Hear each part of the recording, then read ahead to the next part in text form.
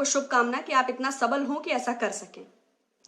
आज मिलने के पीछे कारण था कि सुबह मैंने एक अचानक यूट्यूब पर देखा कि आज तक लाइव ई-सीएम स्पेशल एजेंडा, देश के 20 मुख्यमंत्रियों से बात कर रहे हैं। तो उस वक्त हमारे उत्तर प्रदेश के सीएम योगी आदित्यनाथ जी ही लाइव थे कुछ सवालों को लेकर।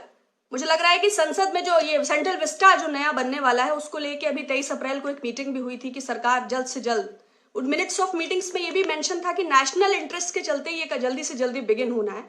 तो सब चंगा सी की अवधारणा पूरे देश में फैलाने के उद्देश्य से इस कोरोना महामारी के समय शायद ये स्पेशल जो प्रोग्राम बनाया गया, जो मुझे सुन के पढ़ के मतलब उसको देख के लगा कि एक ऐसे परसेप्शन को क्रिएट करने की कोशिश थी शायद वो कि each and everything is all fine all well, सब कुछ बहुत अच्छा चल रहा है।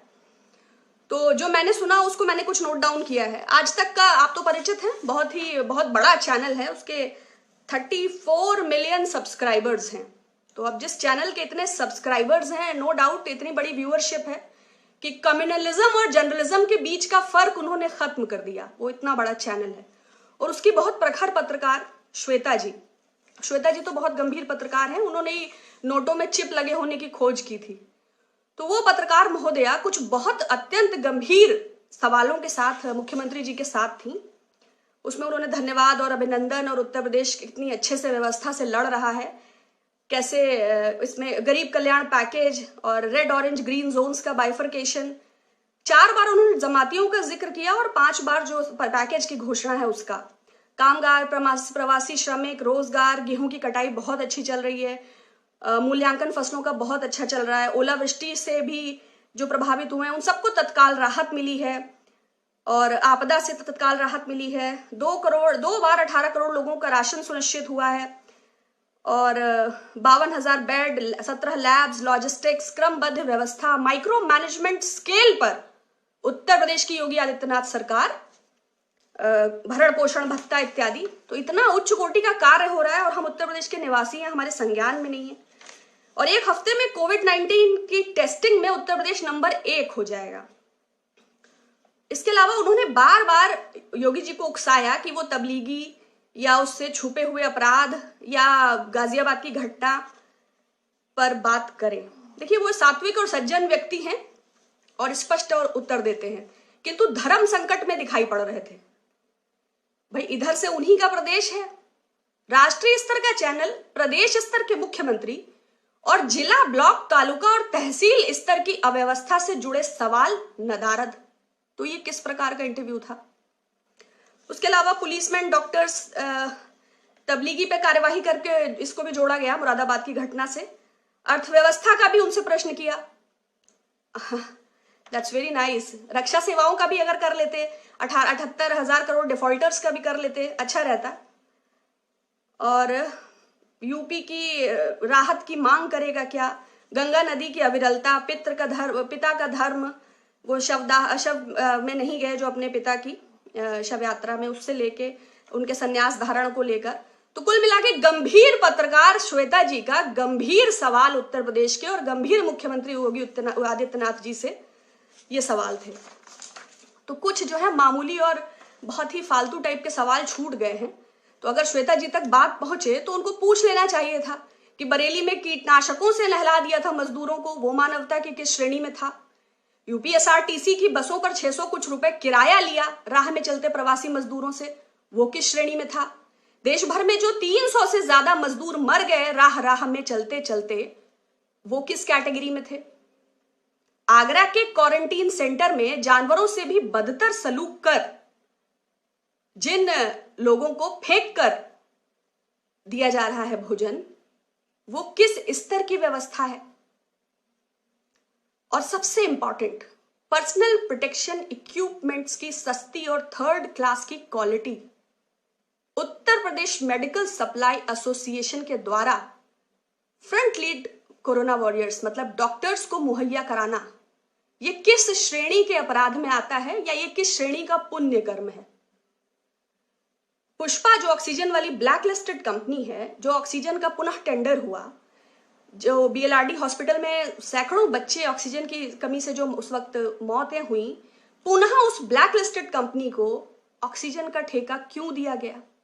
मुझे लगता है कि ये महत्वपूर्ण सवाल था। बार बार वो उकसा रही थी, तबलीगी को लेके उनके स्टेटमेंट्स लेना चाहती थी, शायद पोलराइज करना चाहती थी। बुलंदशहर के साधुओं पर भी पूछना था, नहीं तो पूछना था कि लॉकडाउन में 100 से ज्यादा हत्याएं उत्तर प्रदेश में कैसे, 9 बच्चियों के साथ बलात्कार लॉकडाउन के दौरान उत्तर प्रदेश में कैसे। बड़े शर्म की बात है, इतनी निम्न स्तर की पत्रकारिता जिसका 34 मिलियन फॉलोअर है, सब्सक्राइबर है, जिस मतलब कम्युनलिज्म और जर्नलिज्म का कोई डिफरेंस नहीं बचा है, जो मूलभूत सवाल है उनको लेके कोई बात नहीं करना। आप उनसे अर्थव्यवस्था की बात कर रहे हैं। रेटिंग क्या है? प्रवासी मजदूरों की बात छोड़ दीजिए, मूडीज की रेटिंग है कि 0.25% हम और गिरने वाले हैं, यूबीएस की है 0.4%, बाकले कह रहा है 0 होगी जीडीपी विकास दर, श्रिंक हो रही है, नेगेटिव ग्रोथ हो रही है। और वो प्रवासी मजदूरों से रोजगार के बारे में चर्चा कर रहे हैं। वेंटिलेटर्स पे बात नहीं, मास्क पे बात नहीं, सैनिटाइजर्स पे बात नहीं, ग्लव्स पे बात नहीं, किट्स पे बात नहीं। संक्रमण लगातार बढ़ रहा है, आंकड़े लगातार छुपाए जा रहे हैं और मूर्खतापूर्ण तर्क देकर घर बैठे 34 मिलियन सब्सक्राइबर्स को यह सुनिश्चित किया जा रहा है कि सब चंगा सी, आप अपने अपने घरों में रहो, कोई संक्रमण नहीं है, हमको संसद बनाने दो। तो बहुत बहुत दुखद है और ऐसी घटनाएं बड़ा परेशान करती हैं। भदोही के DM, Aarogya Setu app download करने पर 100 रुपया पीएम केयर फंड में सुनिश्चित किया जाए। जो स्पेशल ट्रेनें चलेंगी उनमें 50 रुपए एक्स्ट्रा है। मजदूरों से किराया वसूला जाएगा। जब आप 68,000 करोड़ माफ करते हैं अपने करीबियों का, तब ये 150 रुपए का डोनेशन क्यों नहीं उधर ले लेते हैं? कुछ तो दया कीजिए। कोटेदारों की हालत क्या है, राशन वितरण में धांधली का क्या है, किसानों का क्या है। अब उसके बाद जो उनके जवाब थे मैं उस पर भी बात करना चाहूंगी। और पत्रकार मनीष पांडे पर एसटीएफ उनको लगातार ग्रिल कर रही है क्योंकि उन्होंने घटिया पीपीई मेडिकल सप्लाईज को अपने चैनल पर दिखाया। बड़े शर्म की बात है, एक तरफ वो 34 मिलियन सब्सक्राइबर्स वाले चैनल है जो मनमाफिक सवाल पूछते हैं, और दूसरी ओर अभी कुछ समय पहले प्रधानमंत्री के संसदीय क्षेत्र में मुजहरों द्वारा घास की रोटी खाए जाने की घटना थी। पत्रकार थे विनीत और मुझे लगता है जन संदेश टाइम्स अखबार था, उनको भी विवश किया गया अपॉलॉजी करने के लिए। कैसे घटनाएं जब आएंगी ही नहीं, जब कुछ पता ही नहीं चलेगा, आपका मन करे तो आप कोरोना की मेडिसिन पे जीएसटी लगाओ, आपका मन करे तो आप हाइड्रोक्लोरोक्विक दवाई पे जीएसटी लगाओ, आपका मन करे तो वेंटिलेटर हो ना हो, आपको मन करे आईसीयू बेड्स हो ना हो, तो व्यवस्था कैसे चलेगी? 23 करोड़ की आबादी वाला उत्तर प्रदेश, जो 18 मंडल, 75 जिला, 822 ब्लॉक, कोई व्यवस्था तो सुनिश्चित होगी ना। कलेक्टर, डीएम, एसपी, कुछ तो होगा, कमिश्नरी, आईजी, डीआईजी। जब सब चीजों पर आप ही बैठ जाएंगे, आपके चैनल ही बैठ जाएंगे, तो कैसे आप सुनिश्चित करेंगे लोगों का भोजन पानी? बड़ी दुख की बात है। और उनके सवालों के कुछ जवाब भी थे, मैं जरूर बात करना चाहूंगी बहुत कम समय में।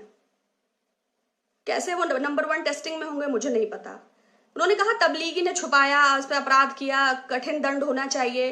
गाजियाबाद की घटना को भी श्वेता जी ने ही फोर्स किया कि दुर्व्यवहार की घटना। हालांकि महाराष्ट्र के नांदेड़ में 41 तीर्थयात्री भी संक्रमित होने की पुष्टि हुई है। बीमारी का किसी समुदाय से वास्ता नहीं है, लेकिन उन्होंने फोर्स करके योगी जी के मुंह से ये स्टेटमेंट लिया। अच्छा, जाहिलियत की परिभाषा क्या है? वो जमाती है या कोई?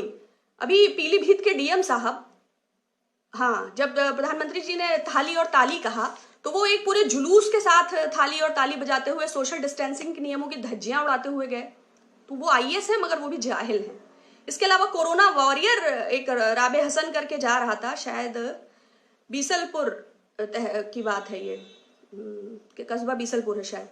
तो वहां से उन्होंने उसको मतलब उसको पीटा कि जो है आप इस रास्ते इस वक्त कैसे जा रहे हैं, लॉकआउट चल रहा है लॉकडाउन के दौरान।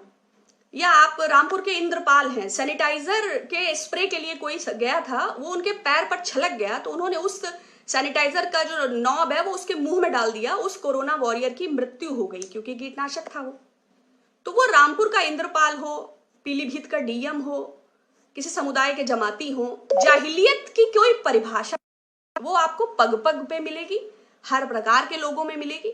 उसी श्रृंखला में कुछ और लोग भी हैं।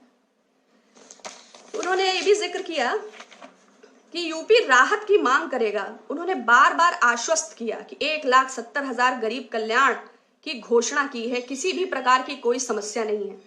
कोई समस्या नहीं है तो फिर केरला परेशान क्यों है, फिर असम क्यों रो रहा है, फिर बिहार क्यों नहीं अपने बच्चे बुला पा रहा है, फिर वेस्ट बंगाल ममता बनर्जी क्यों बार बार कह रही हैं।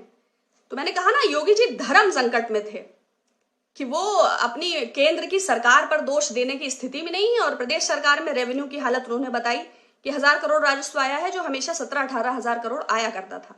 उन्होंने ये भी कहा कि 16 लाख को वेतन सुनिश्चित हुआ और 12 लाख को पेंशन। 23 करोड़ आबादी है उत्तर प्रदेश की। अब आप खुद उनके टर्म से अंदाजा लगा लीजिए कि पूरे प्रदेश में लॉकडाउन है, तो ये 16 लाख और 12 लाख पेंशन और वेतन, क्या सब चंगा है उत्तर प्रदेश में? आप ही अंदाजा लगा लीजिए।